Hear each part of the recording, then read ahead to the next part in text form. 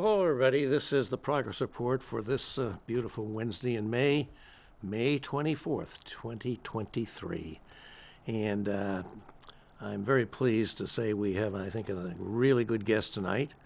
And we're gonna get into talking with our guest real soon. I want to remind everybody that the progress report is a live show. You can call in 640-3091. We love callers, so please do call in. And also remind you that thanks to Mike's daughter, Megan, this show is now available by Friday afternoon at least on YouTube and Instagram, and also as a podcast on Spotify. And so there we are. So here I'm ready to welcome Matt back to our stage. He has been with us once before. He is the, we have an incoming call. I wonder who that is. Let me call that. Hey, caller. This is Bob's wife, Carol. I think the microphone's not turned all the way up that he's using. Very quiet, not good sound. Okay, thank you. Okay, sure thing. Bye. Hey, Carol. Brendan, I hope that's, is it me not having the microphone close enough, maybe? Does it sound good? Okay. Well, just again, this is the progress report for this Wednesday in May 24th. We are ready to move ahead, because we are just winding up the first year of a 2-year term of the New Hampshire House of Representatives. It's very good that we have with us Matt Wilhelm, who is the Democratic leader of the Democrats in the New Hampshire House. And I think probably most people know that in our 400-member House, the election last year was not the blowout that the Republicans thought it would be, either nationally or in New Hampshire, and particularly not in the New Hampshire House, where they barely held on to a majority, a very fragile majority, which has given Matt Wilhelm, with his considerable skills, a great opportunity to accomplish some good things for the citizens of New Hampshire. So we're really glad to have him back with us. And we hope you'll participate by calling in. So, Matt, thanks for coming back and joining us. You bet. Thanks for having me, Bob. And I just want you to remind people a little bit about your background. I know that your background includes a year of service as city year, one of the favorite organizations I have. And, tell us a little bit more about yourself and what you're doing here in New Hampshire, what you hope to do. No, I appreciate it. Thanks for having me back on. So, I grew up in Nashua. And went to college in Plymouth and moved to Manchester, moved to the west side on Dubuque Street as a 22-year-old, and did a couple years of national service with AmeriCorps through City Year, leading teams in high-need, under-resourced public schools, focusing on keeping students in school and on track to graduate. And really learned a lot about myself and learned a lot about working with other people. Really, bringing diverse young people together to solve problems and deliver results. And so it's we decided to make Manchester our home. My wife, who did City Year down in Boston. Oh, really? I didn't know that. She did City Year down in Boston, and but yeah, kind of fell in love with the Queen City and decided to raise our kids here. And it's ran for the House in 2018. Really, in response to Donald Trump's election and feeling like we needed to do more for our democracy. And it's been a great run so far. So you're in your now third term. Third term, right, because we had the privilege of serving together in your first term. That's right. And, this is a rapid rise to be the majority, Some days I'm the majority leader. Days, it depends if you have more Democrats in the room, right? Recently you had a great day when you were the majority leader. Yeah, that's right. That was quite exciting. The last day the House was in session, I believe. Yep. And it's a job that takes a lot of skill, and I admire people that can muster those skills to get things done for the people of New Hampshire, and I certainly think that you can do that. So, now that the session is winding down, I think it might be good to get your perspective on what's been accomplished, what's not been accomplished that you'd like to see accomplished, and if you had any particular disappointments this session, tell us about them too. But because I don't think people in New Hampshire understand as much as they should. What happens up there does affect every citizen in New Hampshire, particularly through the budget process, but in so many other ways. So, well, how would you sum up the session and where we're at? Well, it's been a wild ride, that's for sure. And who shows up on session days really matters as much as who first got elected.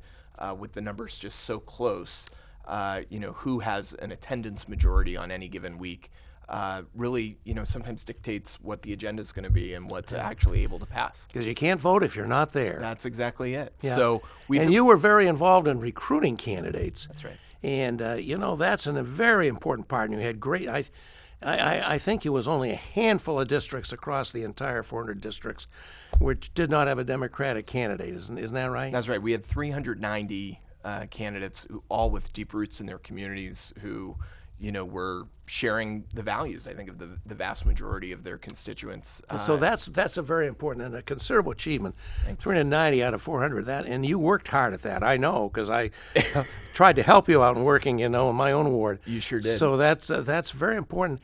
But that's only half of it. Then you got to have the people show up. Yeah. And have their votes counted. Yeah, and the committee process too. I mean, there's a lot of work that goes into it, and we share most of it with the candidates before we recruit them, because we don't want them to get overwhelmed and be dissuaded from actually putting their name on the ballot.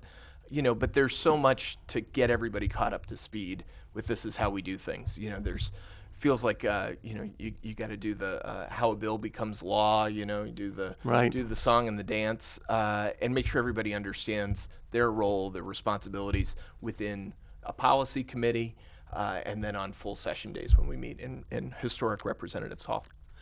So when you were running to be the leader for the Democrats, what were your priorities, and what did you mainly want to have the Democrats accomplish in this session? Well, I think, we campaigned on issues that we know are important to our constituents. And so, do you think back to about 6 months ago now, we were talking a lot about abortion rights.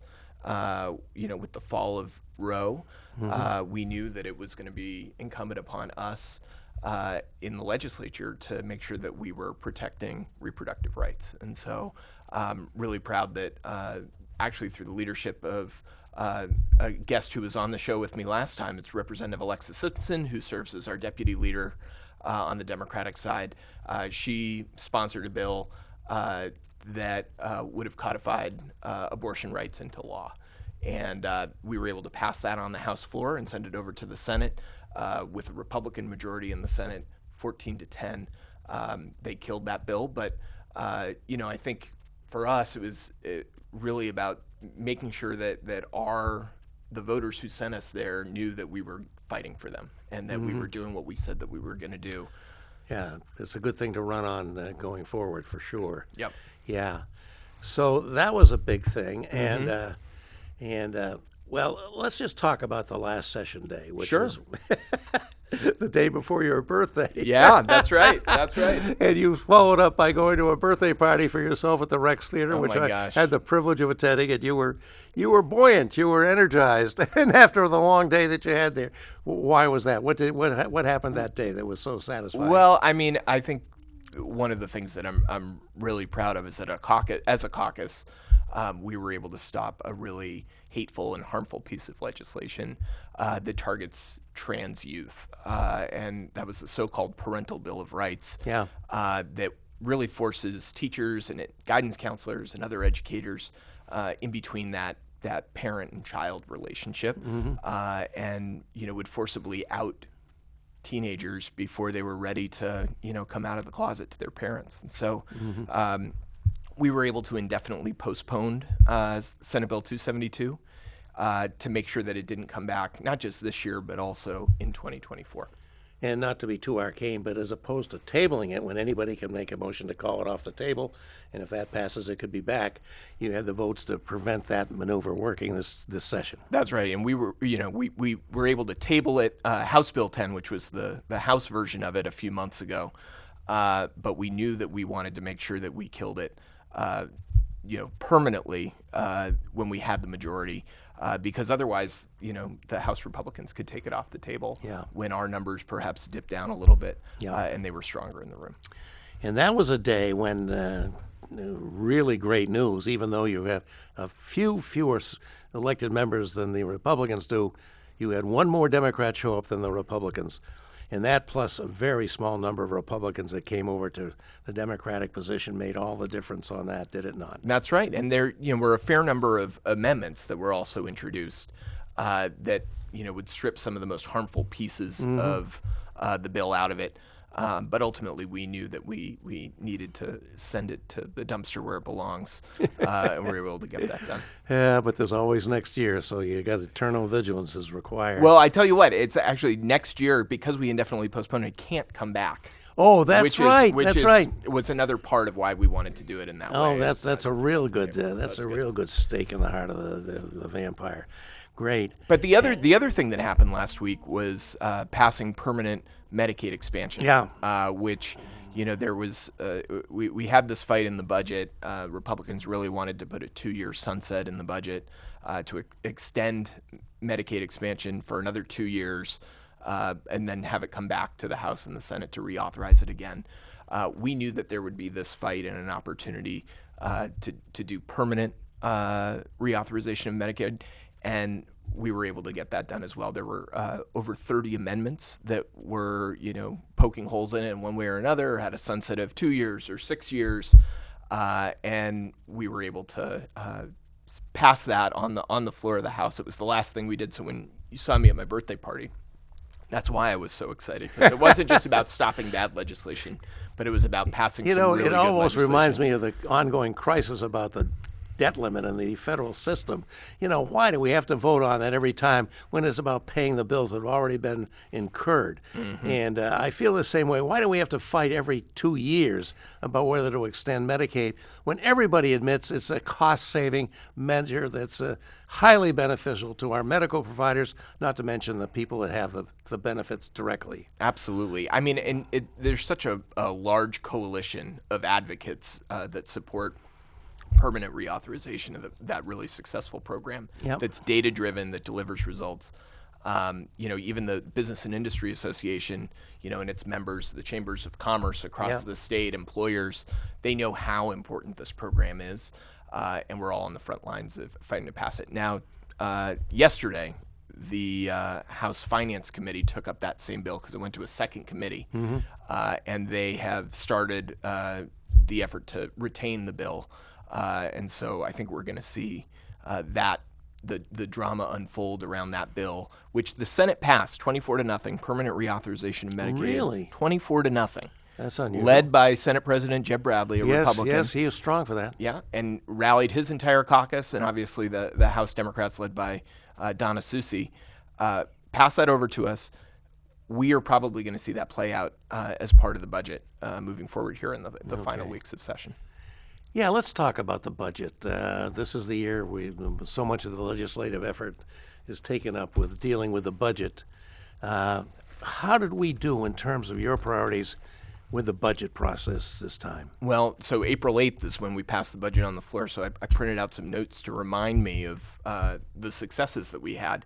But it was, pretty clear as the budget was being voted out of the House Finance Committee that there were some good things in it, especially out of Division I, where you see some of the more nuts and bolts pieces, the stuff where you can find some bipartisan agreement. There were good things. There were long overdue pay increases for our state employees. There were some restored retirement benefits from the Bill O'Brien era that were stripped away from our police and firefighters. But ultimately, House Democrats voted by a large margin on that committee to vote against the budget. And there were some things, some improvements that we knew needed to be made in order to encourage our caucus to vote for it.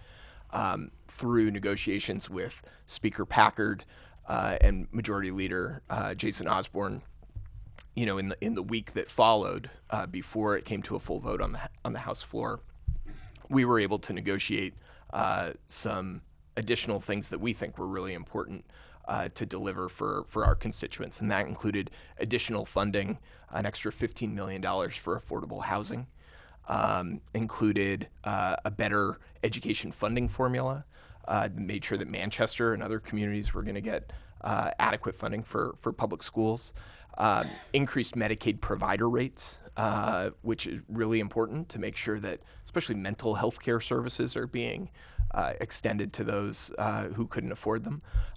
And there were some other pieces: family resource centers, system of care, and then also making sure that the runaway education freedom account school voucher program, they wanted to expand it as part of the budget, and so we were able to strip that out of it and limit the spending from $30 million a year to $20 million a year.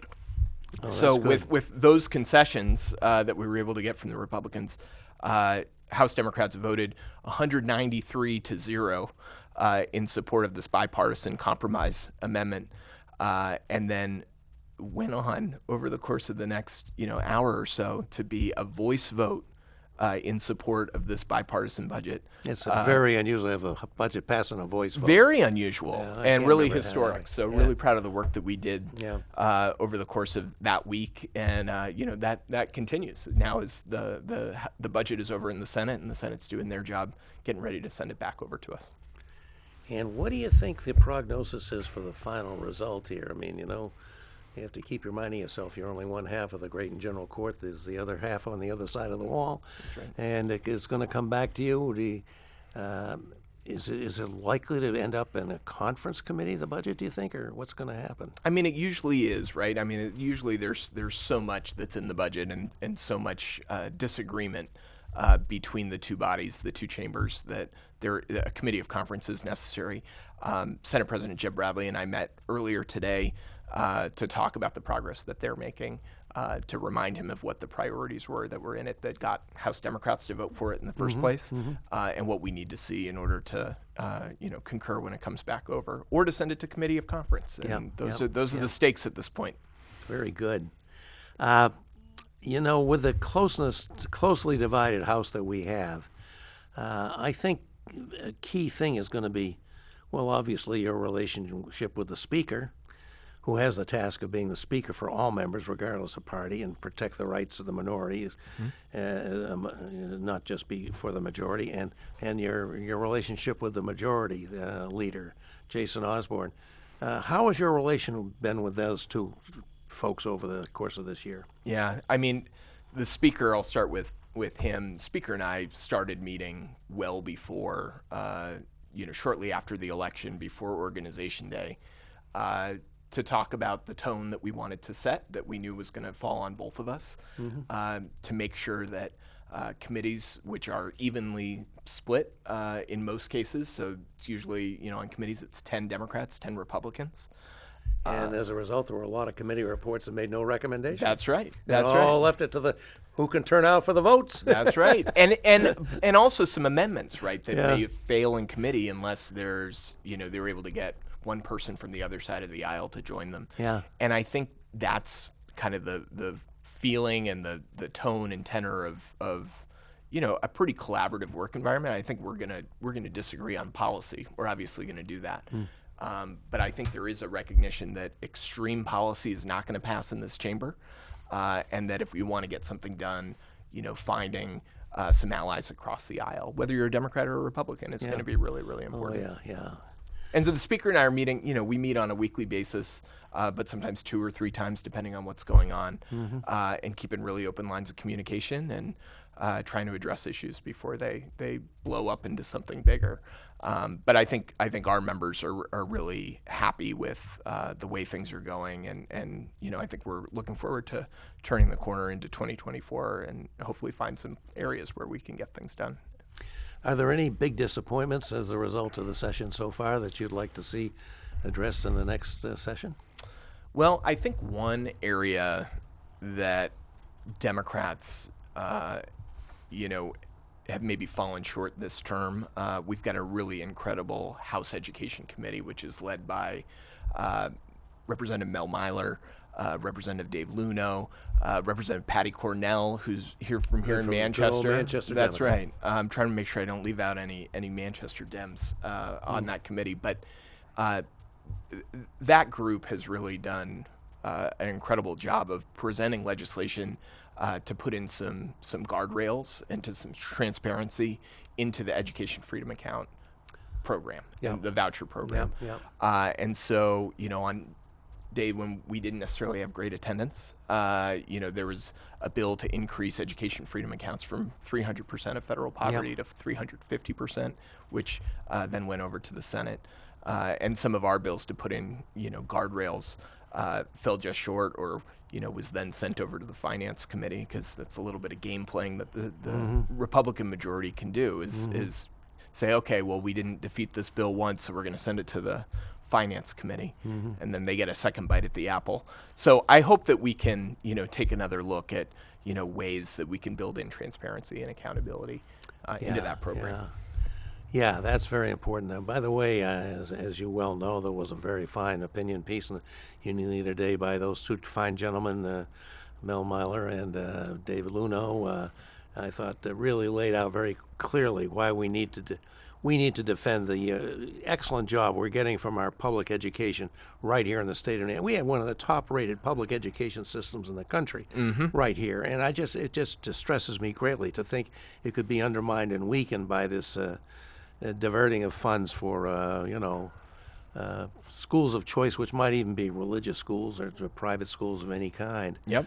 And and it's not just the vouchers, Bob. I mean, we're talking about, at every turn, Republicans at the State House, led by Commissioner Frank Edelblut, have been looking for ways to undermine public education. The divisive concepts language that was inserted into the budget 2 years ago, that really prevents teachers from teaching the honest truth about history of racism or sexism in our country, or the 272, which we just defeated last week, the anti-trans legislation that really puts our public educators in a tough spot. Yes, it does. Yes, it does. Let me just turn to another subject, if I can. The First in the Nation primary. Now, there's one issue on which we pretty much all agree. Yeah. In this era of the partisan divide, there's very few people in New Hampshire who don't think that we are doing a good job holding the nation's first primary and want to see it continue. And just in a literal handful, just 5 reps out of 400 said, there was a resolution that passed a couple of weeks ago. Only 5 out of 400 said, no, we shouldn't have the First in the Nation primary anymore. Not that it was a change. It wasn't even a proposed change. It was just a resolution. That's all it was. And then there was a proposal to, put the fact that we should go first into our state constitution. Did anything come of that? And do you think there's any, is that you in favor of that? I think it's going to be interesting to see what the House Election Law Committee does with that bill next week. I think there are a fair number of people who are questioning whether it belongs in the Constitution. We've already got it in statute.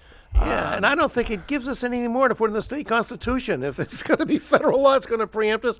It will be whether or not it's in our Constitution. I just don't get it. But anyway. I know. But Democrats and Republicans are united behind the fact that it's in state law, that the Secretary of State can declare the date of the First in the Nation presidential primary a week ahead of any other similar contest. And that's what we fully expect. Just like Bill Gardner did for years, now Secretary of State David Scanlon's going to do the exact same thing. This is just neither here nor there, but I just was thinking about it as we were talking about this. I don't understand why no other state, and there's many states that would like to have what we've got. Let's face it. They keep trying. Why has no other state ever passed a law that says their state shall go first, regardless of any other states? Well, I think a fair number of them have, but what they've lacked. But then they would end up in the Supreme Court, I suppose, and who knows? Who knows? But I think we've always gone first. We will go first, and we'll continue to host that primary. Really, that's really good. Who do you have any First in the Nation memories from over the years? Interactions with candidates that you'll always remember? So many. Give me a couple. Oh well. Who did you support over the years here? Let's go over a few of them. Come on, let's go back. I'm putting you on the spot now. The tables are turned here. Does the name Alan Cranston mean anything? Ooh, wow. Okay. I don't know why I did that. Jerry Brown. Yeah. Now, there was an interesting guy. Yep. The first time he ran for president of New Hampshire, I was pretty already pretty well known because of the whole Seabrook thing, that where I was Sure. a major factor in that for decades, and he took on the issue of Seabrook. And at the time, he was the governor of California. A very young governor. More 30 years later, he was governor again. He wasn't such a young governor. That's right. And I remember Jerry Brown would come in here, and he had a lieutenant governor named Gray. Okay. I can't think of his full name, but his name was Gray, and he kind of was. And he would meet on the street corner with Jerry, and no, he was the chief of staff. I'm sorry. Okay. He was the chief. Jerry had a Republican lieutenant governor, and every time Jerry flew out of California to come to New Hampshire, the lieutenant governor would cancel all his executive orders. Oh my gosh. And so I was trying to help him campaign, and he was trying to deal with the chaos in his own, role in Wow. in California, governing the largest state in the nation. But he was one of the most interesting people I've ever met. He was a true intellectual. Yeah. And did you get on board with this campaign pretty early on? I You did. Yeah, I I'm gonna did. Be one of the early endorsers. And Yeah. it was 1980, and he ended up going against Ted Kennedy. Wow. I mean, Yeah. And I thought I was going to be his. I thought I was going to be a delegate. He only got to 10% because I was his number one delegate, Yeah. and I was going to. He didn't get it. Oh no! Oh my gosh. Have you ever been a delegate to the No, convention? I have not ever been a delegate. I've been Okay. to conventions as a visitor, and I've never been, and it's something I wish I had had a chance to do. Have you Yeah. ever been a delegate? Well, to I was a delegate at the last convention, but it was canceled because of COVID. Yeah. So, and it was back in, I was born just outside Milwaukee, Wisconsin, Yeah. and the convention was supposed to be held in Milwaukee, so I was especially excited. Yeah. I was a Pete Buttigieg delegate. Oh, so. yeah, he did very, very well here, didn't very he? well. He did extremely well here, yeah. And somebody asked me recently why the First of the Nation primary is so important, and I reminded them, of candidates like Pete, right, or candidates like, just other folks that are virtually unknown before they, Well, start making their how way about through Jimmy the coffee Carter? shop. Or Jimmy Carter. Jimmy Another who? great Jimmy example. who? That's Yeah. right. Just a peanut farmer, Yeah. right? I mean, also governor, let's be clear. Yeah. But came in here as a virtual unknown, Yeah. but did the work, slept over people's houses, Yeah. didn't have a huge budget, and won people over with a positive vision for the future of the country. And that's what we lose by not having, the First of the Nation primary in a state like ours where folks are so civically engaged. And it's so easy to get around. I got a trivia question for you. See if you can get this one Here we right. go. Okay. Who won the New Hampshire primary on a write-in vote? Ooh. Look, the way things are going right now, it might be Joe Biden in 2024. It's not going to. No, somebody won the New Hampshire primary on a major party ticket without ever coming to the state. Oh, it's good. And not being on the ballot, but on a write-in vote. If you know the answer, please call in. The number is. Yes, call in. Anybody knows the answer to that before I hand it? That's a good idea. Our callers, we'll see if anybody out there has got the age on them that I have that might possibly remember that. Okay, That's all time's right. up. Who was it? Henry Cabot Lodge in I 1960. never would have gotten it. Never would have gotten it. He was, a Brahmin from Massachusetts, as you may well guess if you didn't know, and he was our ambassador in Vietnam at the time. Wow. And I can't remember who else was on the ticket, but was that? No, it wasn't Goldwater and Rockefeller. Well, that was 4 years later. All right. So who'd you vote for in '92? Were you a Clinton? Clinton Yeah, guy? yeah. You were a Clinton guy? I was a Clinton guy. Yeah, All right. Yeah. And then what about 2004? 2004. Was that who was? Oh, there's 2000. So let's do 2000. So that was Gore and Bradley. Right. I would have been with Gore on that one, I think. Okay. I'm so remembering the vividly my time with Jerry Brown and a few others. Yeah. How about you? Who have you supported? Over the years, in 2004, I was in college and was involved in student government, and we were hosting all the candidates as they came through. So also West Wing was on television. Oh, yeah. So the idealism of, President Bartlett from Manchester, That's New right. Hampshire. So I wrote in President Bartlett. No, I'm just kidding. I didn't. And then, let's see, 2008, I was an Obama guy, but was doing some advocacy work for a organization that focused on national service expansion, so AmeriCorps and the Peace Corps and those programs. So I got to go to a lot of different town hall meetings and house parties. Yeah. And I was a Hillary supporter. you were a at that Hillary time. supporter Yeah. in 08. And I got to meet at a Hillary event Robert Kennedy Jr., who's now running for president as a Democrat. Yeah, that's right. And he wanted to talk to me. he was told who I was, and I was a major leader against Seabrook, and he wanted to talk to me because he was a major leader against the original offshore wind project in New England called Cape Wind off of Hyannis, and the Kennedys. And I thought this was not good. They all came out against the Cape Wind project because they didn't want to look at those windmills 5 miles away. Right. Yeah. I had the opportunity last summer to check out the wind project down in Rhode Island. Oh, I've never been there. Yeah, and it was really special. I mean, there were legislators from, I think Maine, New Hampshire, and Massachusetts that all went down and checked it out. And, to see the success that they're having. Yeah. I almost got a little bit seasick on the trip, but, was definitely inspired by what's possible there. Well, we really need to move forward with that, and I hope we will, because it's become almost impossible to site energy facilities, including windmills, on land in New Hampshire, and I think most of the other states. There's so much opposition to the visual impact, and I think the impacts are way overstated, but there is a lot of opposition. So offshore, and it's not opposition-free offshore either. Yeah.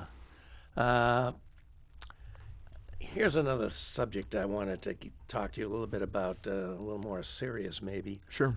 I happen to think that our democracy in this country I think it's always been more fragile than we assumed. It's always been fragile. And right now, I think democracy in this country is about in as perilous state as I can ever remember in my lifetime, but even beyond that from what I read about in history. You talk about the election in 1860. And people talk about that was the greatest threat. But people accepted the result of the election. Right. Except some people didn't accept it and went to war over it. And today, that we have so many people failing to accept the results of elections that are, by any standard, and proven again and again, to be fair and without any significant amount of voter fraud. And do you agree with that? And do you think there's anything that people in your position and other people in the general court can do to protect our democracy? Yeah, I mean, I do agree with that, Bob. I think I'm concerned about the trajectory of our country, our trust in institutions, trust in one another, and that to me is what it really comes down to. I think there's a lot of misinformation, a lot of disinformation that's out there specifically related to our elections.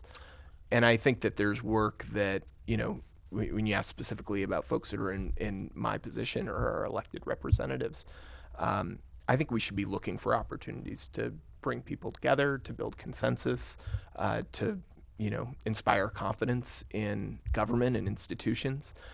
Because at the end of the day, especially in a state like New Hampshire, where our free and fair elections are a real point of pride, and they should be. Yeah, an incredible track record. That's for real. It's not a made-up thing at all. Not at all. Yeah. I think we've got a lot to be proud of and a lot to be defensive of. Usually, defensiveness is something you do when your back is against the wall. But I think we can proudly say that we're doing it the right way. Yeah.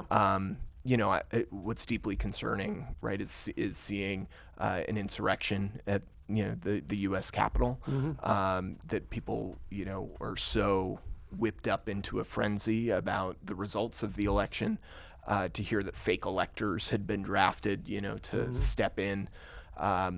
It's really troubling, and that to me is about a larger disinformation narrative that was out there during that time. It's especially concerning, though, to see former President Donald Trump, who, there's so many reasons that it's important to turn the page and to start fresh. Troubling to see a quarter of the House Republican caucus in Concord already come out in full support and endorsement. I can't understand it. Yeah. I just can't understand it. It's there. It's real. Yep. But I just cannot understand it. Yeah. Yeah.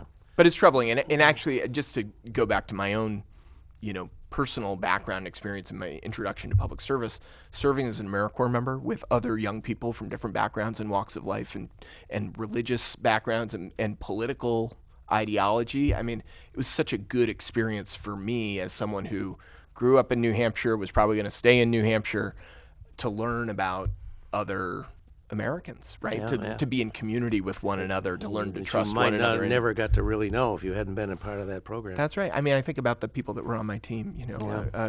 Young African American woman from St. Louis. Yeah. Somebody who grew up Amish. Yeah. All sorts of people that I continue to stay in touch with. I feel really lucky to have that experience and wish that opportunity, Yeah, not a requirement, Yeah. right? I don't want mandatory national service, but for there to be a universal, almost like kind of expectation that you'll do something to give Yeah. back to your community for a year. It could be really transformative for the way that we all feel about our communities and feel the way about our country. Well, let's talk about elections.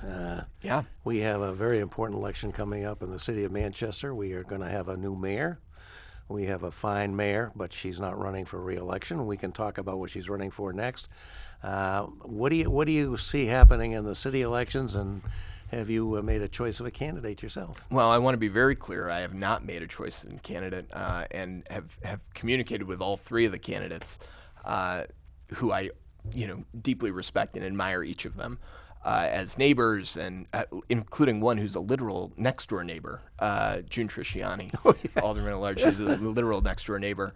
But Senator Kavanaugh, I worked together in the legislature, and Will Stewart, who has been not just an alderman but also executive director of State Work Play, an organization that also cares deeply about attracting and retaining young people in our city and state. So I have a lot of respect and admiration for all three of them. I think it's going to be exciting, and hopefully it'll be a real campaign of ideas where we can cast a positive vision for the future of our city, and hopefully people will respond to those positive visions. I'm part of staying neutral is making sure that I'm ready to jump in case things get nasty and remind people that we're all on the same team. Yeah. Because it sounds like the Republicans are all kind of unifying, coalescing around a single candidate. Yes, So it does seem to be that way. yeah. So I guess that you're not endorsing and not likely to, but you're going to be very supportive of the person that gets to the top. Right after primary day, I'll be doing everything I can to make Yep. sure that we've got a Democratic mayor into the future. And our mayor, I hope to have her as a guest on this show again soon. Good. And she is clearly running for governor of New Hampshire. And I think that's great. I think she's well earned the right to aspire to that higher office. But the record of mayors seeking higher office and being successful in Manchester, or maybe other cities too, is not very good. She's got history against her. But I imagine you're not in any way hesitating to support her. Well, I'm actually also staying out of that one. Oh, are you? I am, but also just acknowledging that Mayor Craig is a friend, and I think she's done a great job as mayor of Manchester. She's established an exploratory committee and is raising some funds, already with some record-breaking fundraising success. Yeah. To put her in a position where she will likely declare down the line. But I'm glad she's getting out there. I'm glad she's talking about her record of success here in the Queen City and getting out to other corners of the state where people are maybe less likely to know her. Matt, most of the folks in your caucus, and well, not just your caucus in the House, are more my age than your age. That's right. I was charmed That's right. at your birthday party. You announced that the next day you were going to be 41 and would no longer be able to be a young Democrat. That's right. Being a young Democrat goes but until you're you're a young you're Democrat, 40. and always That's will right. be. Thank you. How do Appreciate that, you Bob. do it? How do you manage to put all the hours in that you need to do this with a young family and It's been a lot, Bob. I mean, I think one of the things that I when I first went to the State House as a fourth grader on a field trip with Charlotte Avenue Elementary School in Nashua, we pulled up in the bus. I think we spent the morning at the Historic Association, and then in the afternoon we went over to the State House. We were lucky because session was being held that day, so we got to look down and watch the proceedings. And I remember looking down and seeing some bald heads, seeing some gray tops, and thinking, yeah, I'd like to do that one day when I'm retired. I'll do that one day. And feel really lucky to be in a position, to be able to do that now. The median age of the New Hampshire House is 62 years old, or at least there may be more updated stats, but that was the last one that I heard. I think there are some significant barriers for folks who are raising families or in the prime of their careers. Yeah. Because I think there's some really really incredible citizens who would make extraordinary citizen legislators if they there were some of those barriers removed. I mean, there are things that we could be doing on the State House campus, including providing childcare for not just legislators but also for members of the community who are coming to testify on bills. There are things that one bill that I passed my freshman term was I was a co-sponsor of a bill that would allow candidates to spend campaign funds on childcare, and really proud of that. To make sure that there's so much, I think, power and potential within the chamber, 400 reps from across the state, a pretty small state, to look like the diversity of the state. But it doesn't always play out like that. And there's a lot of wisdom and experience within our caucus and within the chamber. But I think, the more we can do to encourage some younger voices to enter politics and make it easier for them, there's significant sacrifice that's being made to do it, and would love to see people from different backgrounds and walks of life being able to serve with us. Yeah, we should aspire to that, and we can't change the fact that you're only going to pay $100 a year. Well, unless you're Speaker of the House, then that's $125. 125. Which is, I'm sure that's the reason you want to be Speaker. We have these new. One thing that's changed since you were at the State House is you no longer sign in for mileage.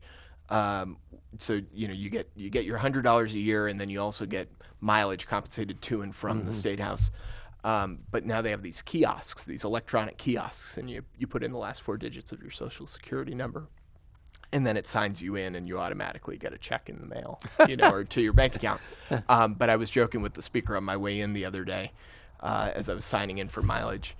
I said, "Where do you sign in? Do you in the Speaker's office? Do you have a special kiosk where you get an extra 25%? Similar to your stipend, your salary?" So we had a nice laugh about that. That's a good one. Yeah. One other issue that's come up and is always contentious, and I think you and I may differ on this one. I'm not sure. I think we may. Legalization of marijuana. It looked like that was dead. Now what I'm reading is it may come back being attached to another bill. What's your prognosis on that? Well, so this is one area where Majority Leader Jason Osborne and I teamed up early on and said, let's try and make 2023 the year that we legalize cannabis in the state of New Hampshire. As you know, we're an island of prohibition. All the states around us have legalized. And, as a result, we've got, Granite Staters who go down to Tingsboro, Massachusetts, or go just over the border, to Maine or Vermont to buy legal recreational cannabis.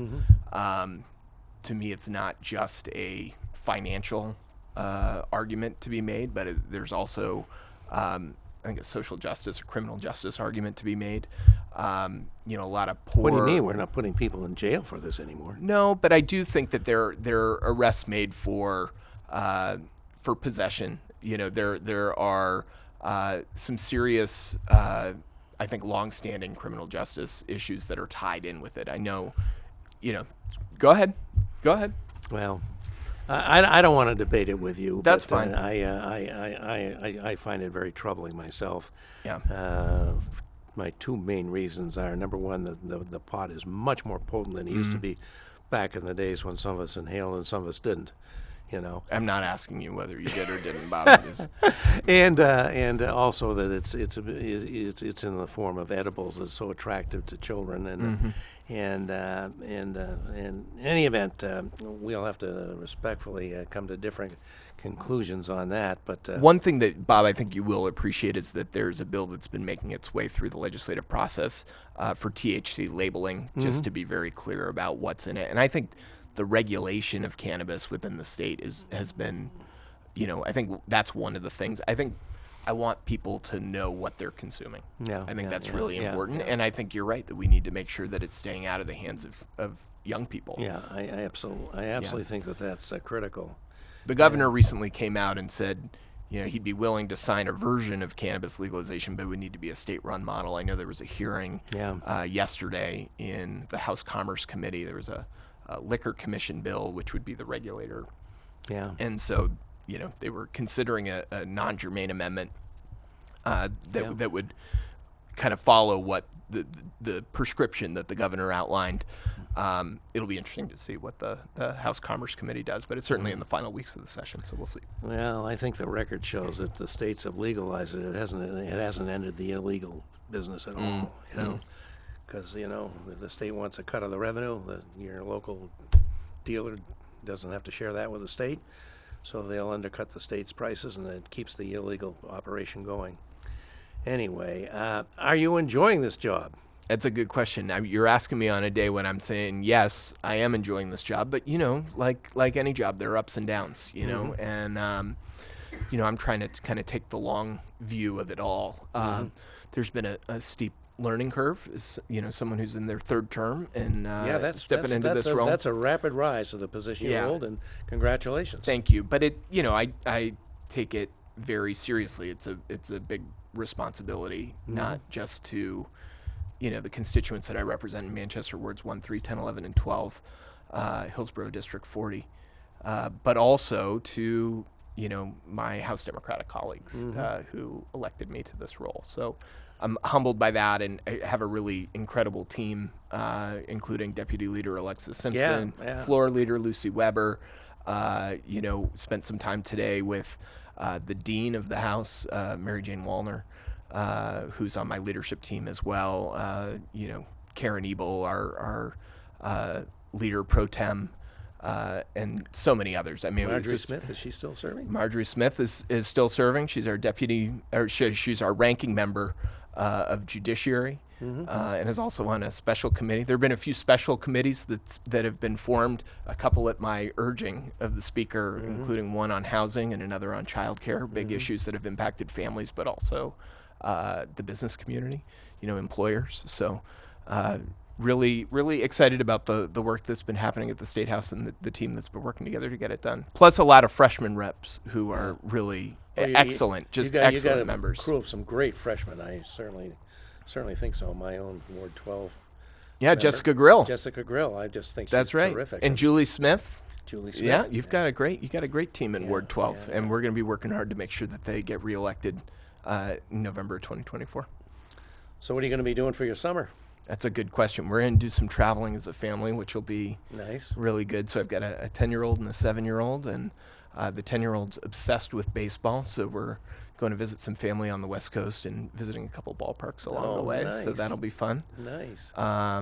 But otherwise, kids are doing camps and, probably start drafting legislation and talking with other reps about the bills that they're going to be filing. Bill filing period is September 11th through the 15th. So we'll be all, focused on that and making sure we're ready for 2024. Yeah. Well, let's see, what the heck was I going to ask you here? Geez, I just lost my thought. That's terrible. You can tell jokes instead, Bob. That's fine. Oh dear, we kind of covered the budget first in the nation. Let's see.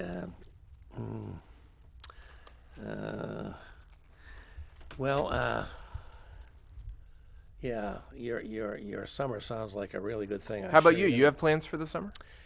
Well, I don't know if you know this, but we're planning to move. I'm going to be leaving the state of New Hampshire, and I'm not. Have you announced this previously on the progress report, or is this breaking news? This may be breaking news for those who care, and it's going to be a real wrenching readjustment for me because I love the state. I've born here, grew up here, and I've lived in other places, but not very long. And this is a place I've so much enjoyed. And if, like me and you, Matt, you like politics, you like the business of tending to the government, this is the best state in the nation to be in. We have more elections than any other state.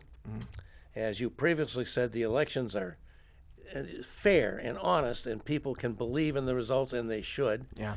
And people participate to a greater degree than most other states. That's right. Part of that is because we have this First Nation primary, which is so exciting for everybody, because it's retail politics about the highest office in the land. But there's so much more to it than that, and I think we have a great tradition in New Hampshire of community service. And being in the legislature is a form of community service, a very important form of community service. So I'm gonna really, really miss the life I've had here in New Hampshire a lot. But I'm afraid that's what's in the cards for me. We'll be working on that this summer. Oh, that's great. Where can I ask where you're headed? Yes, you can. It's Michigan, and it's a family reasons that we're going there. But also because they've flipped both their House and the It's Senate. blue. You like a blue state. I like a blue Well, state. we're going to be a blue state sooner than later. We're going to be back to our blue ways. I do believe we can do that. Yeah. And when I look at New Hampshire and how far we've come to the point where, it was a rock-rid Republican state. I know, right. And by the way, it wasn't as bad as it sounds because the Republican Party then was nothing like today's Republican Party, particularly on the national level. We still have some reasonable people serving as Republicans, and they're your colleagues and friends, many of them, and we understand that. But the partisan divide is brutal, and now, and I have to think we have to give Ray Buckley and his crew some credit for what they've done to help make this more competitive, and I think a lot of it depends on, attracting people like you that have risen to leadership positions and make the party seem attractive to a lot of people. So this has been a wonderful thing to see happen. Yeah. Well, I want to remind viewers that 51% of New Hampshire voters voted for House Democrats and Senate Democrats this past year. It was only because of gerrymandering. Exactly. These Republican-drawn maps. That's right. That the Republicans were able to And that prevail. is another way which I fear for our democracy, that the minority is finding a way to install semi-permanent or maybe even permanent minority rule. Yeah. And it's through gerrymandering and limiting voter access. That's through, right. Cutting down on mail-in voting, cutting down on drop box voting, and all those things. And protecting the purity of our elections, I think, is very important. But don't be led into believing that because there's a very rare case of voter fraud, extremely rare, that there's a systemic failure in our system that requires that we cut down and make voting more difficult. The disgrace in this country isn't that the people aren't entitled to vote or voting, it's that not enough people are voting. Yeah, that's not right. enough people are voting. That's right. And we top the list or close to it every year. We have an election in New Hampshire. But even in the top states like us and Oregon and a few others, there are many people that don't vote that we would like to have vote. Yep. So everything we can do to encourage that result, that people vote. I don't know. I even think that President Obama once suggested maybe it should be a requirement to vote, as it is in some countries. I think Australia. I think that deserves some looking at. Well, one thing that I heard recently, I think it was just this past Sunday, on Close Up on WMUR, was Secretary of State Scanlon suggested that First in the Nation primary may actually be held on a Saturday. And I think that would be a really interesting thing to see how participation might go up even further. That would be an interesting thing because, people talk about, it's a burden to vote. I don't think it is. We open the polls at 6, keep them open till 7. It's a real easy thing to do. I think one of the great things we have in this state is same-day voter registration. That's you can right. go in and register in that day and vote that day. And I don't think it's a burdensome thing at all. But it would be good to know if things like that would make a difference. Yeah, and I think that So would it's be a an good interesting case study. suggestion, Yeah, for Secretary sure. Stanley. Yeah. That's right. Okay. That's good. You got any other thoughts on what we might do to increase voter participation? No, but I just think we've got to remind people of what the facts are. Because it's easy to get swept up into propaganda or to look at an isolated incident of voter fraud and say, oh, this is representative of what's going on everywhere. I think the volunteers that are running our voting precincts across the state are some of the best, including my mother in Moulton Borough, New Hampshire, who started doing that just this past November. Really? Or September, I guess. She did September and then November, and she's going to keep at it because our democracy is at stake. I think she's feeling called in the same way, that maybe you or I were called to put our name on the ballot and run for office. But she's feeling it just in terms of needing, competent people who care about doing the right thing and continuing that long tradition of free and fair elections. Yep. It's American duty and responsibility. So I want to give a shout out to all Yeah. all the poll workers out there who are making democracy happen at the local level. And I'm one, so I thank you for that. There you go. I love that, Bob. It's a tough job, too. Yeah, it sure is. Well, this has been great, Matt. I thank you for coming in and sharing with us. I'm glad you've had such a successful year in your first session as the leader of the Democrats. Thank you. The minority party, but soon to be the majority party, may we hope. That's right. And I think we're very fortunate people like you and youngsters like you, may I say, are willing to put the commitment in to donate so much time and skill, considerable skill, to doing what you do. I really, really admire it, and I think we should all be grateful, and I'm very proud that you chose to make Manchester your home. Well, you and your family. Thank you. Really appreciate that, Bob, and thank you for sharing about your own personal plans and for your lifetime of service that you've committed to our great state. Thank you. Starting with the early days in Seabrook and leading to the State House, and That was quite something. really grateful to know you and grateful to call you a friend. Well, thank you very much. Okay, folks, that's going to do it for this edition of the Progress Report. I expect to be back next week with Mike Farley. I have a few things we're trying to get lined up for that show, but we'll let you know. Mike always puts up a very good blurb about what's coming up as soon as we get it booked. And then the week after that, I expect to be back with Lou D'Alessandro, and I'm hoping that maybe Mayor Craig will join us. Lou is going to look into that. We're also hoping to get in touch with Alex Ray of The Common Man. We'd love to have him on. Is he going to bring food? That's a good idea. Yeah. Food. But Alex is really I mean, he's a great citizen of New Hampshire. That's right. And he's been over in the danger zone of Ukraine more than once, I believe. So I certainly hope we can do it. Those are some of the things we're thinking about. Not committing to it, but we're going to try to do it, folks. There you go. And always, we thank you very much for tuning in. Remember, we're up on YouTube. Should be up Friday afternoon, thanks to Megan. Instagram, as Mike says, whatever that is. I have no idea. And a podcast on Spotify. And again, thank you for coming in, and enjoy the rest of this week. Thanks, Bob. Bye-bye.